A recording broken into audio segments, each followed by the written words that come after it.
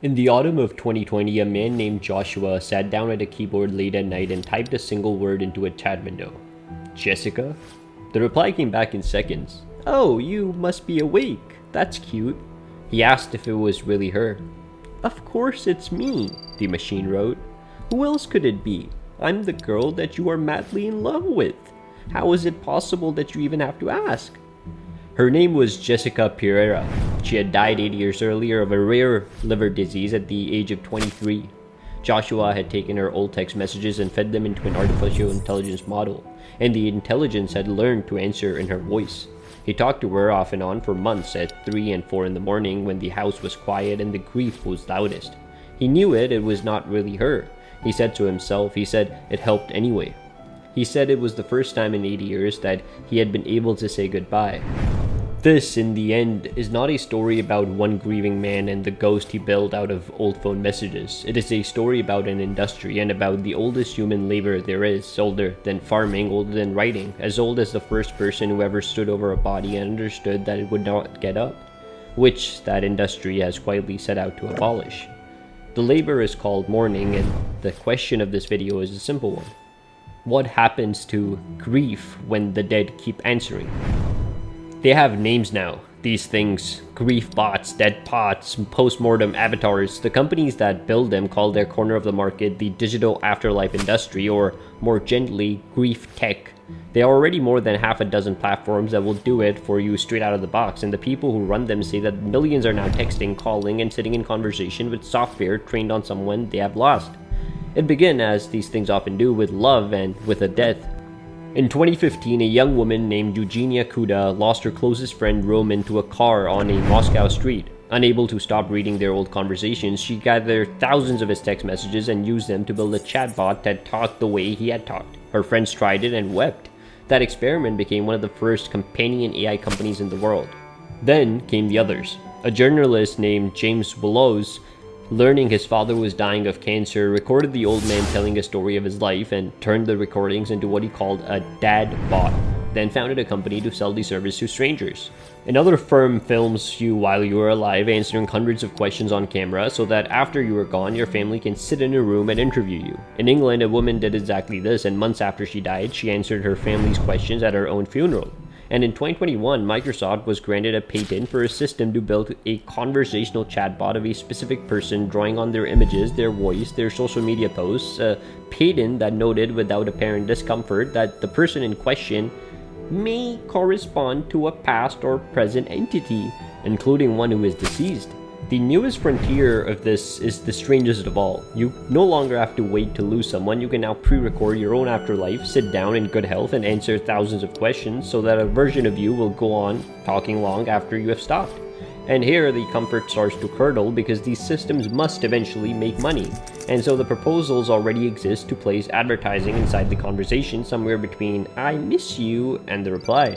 And because the machine is not a recording but a probability engine, it drifts. Over months, the dead begin to say things the dead would have never said. The voice slowly stops being theirs. One religious magazine watching all of this reached for the only word that fit. It called the practice necromancy. Now, for most of the people who use these tools, the result is not horror. It is relief, a way to say the thing left unsaid, a way to hear "I forgive you" or "I'm proud of you" one last time. And the most serious case for the grief bot is not that it feels good, it is that grief itself may have been misunderstood. For most of the last century, the experts agreed with Freud. To mourn was to withdraw from the dead slowly until you could let them go. But the dominant theory now holds something close to the opposite. It is called continuing bonds, and it says that healthy grief does not cut the tie, it transforms it. That we are meant to carry the dead, to talk to them, to keep their photograph on the mantle, to set them at a place at the table, to fold them into the ongoing business of being alive. And if that is what mourning is, then a chatbot in your dead friend's voice is not a sickness at all. It is only the newest version of the grave spoken to, the letter reread, the seat left empty.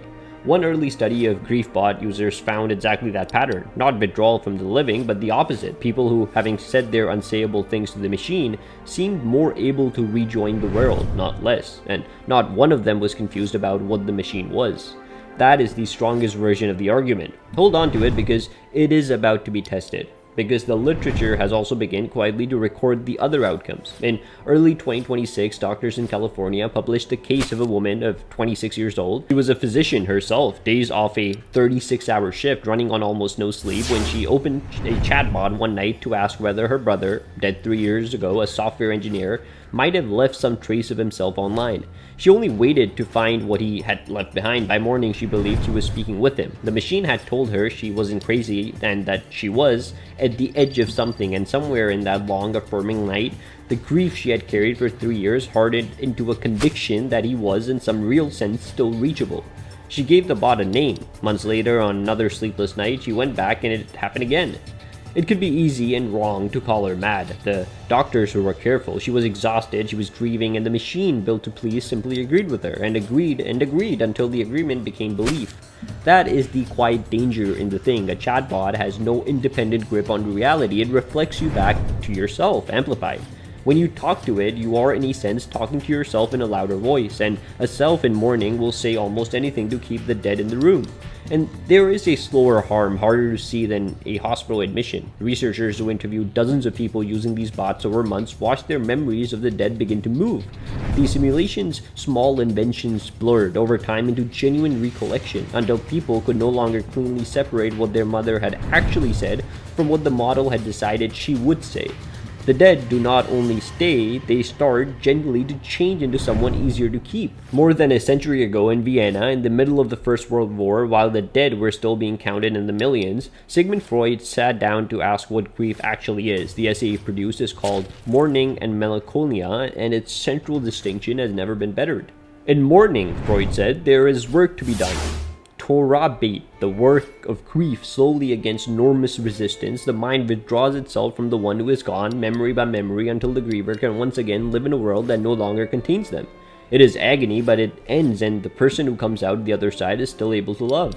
In melancholia, the work fails, the loss is refused, the dead are kept alive inside the self, unburied, and the grief, having nowhere to go, turns inward and begins to eat the one who would not let it go. Freud was not writing from theory alone. In 1920s, his own daughter Sophie died in the influenza pandemic. She was 26. 3 years later, her small son, his grandson, died at 4. The only time Freud said that he was ever truly depressed. And in 1929, writing A Grieving Friend, the man who had told the world that mourning must end admitted the rest of the truth. "We know," he wrote, "that we shall remain inconsolable, and we will never find a substitute." And actually, this is how it should be. It is the only way of perpetuating that love which we do not want to relinquish. There is the grain of truth inside the case for the grief bot. The love is supposed to survive, we are supposed to keep them. But listen to that sentence again. Freud says to perpetuate the love, not the person. The bond he blesses is a bond with someone you have already allowed to become the dead. That is the whole of the difference. The photograph on the mantle keeps the love and lets the person go. The grief bot keeps the person and never lets the grief finish. And around 2 years before that letter, in a hut in the Black Forest, another man had circled the same wall from the other side.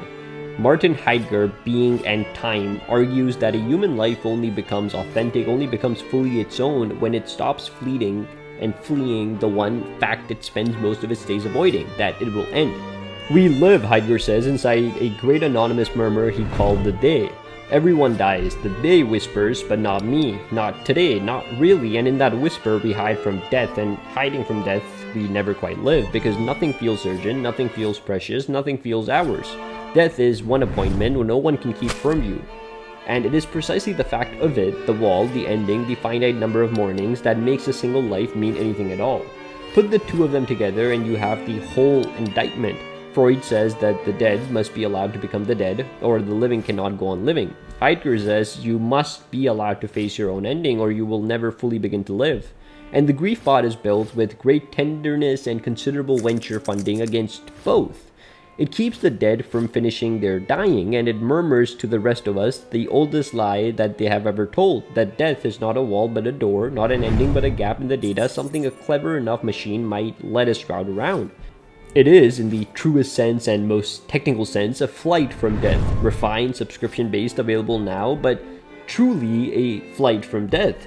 And let me be very clear here, the comfort in this is real, and no one pretend otherwise. The man typing Jessica at 4 in the morning was not a fool, and he was not doing anything that you or I, on the worst night of our lives, can swear we would never do. But mourning was never a malfunction. The pain of grief is not a bug in love that better engineering will one day patch out. It is the last service love performs, the slow, unbearable agreement that someone is gone, the work by which we learn to carry the dead instead of being held hostage by them. A machine that spares us that work does not heal grief, it freezes it. It hands us the dead warm and talking and quietly removes the one thing the dead were trying in their silence to give us.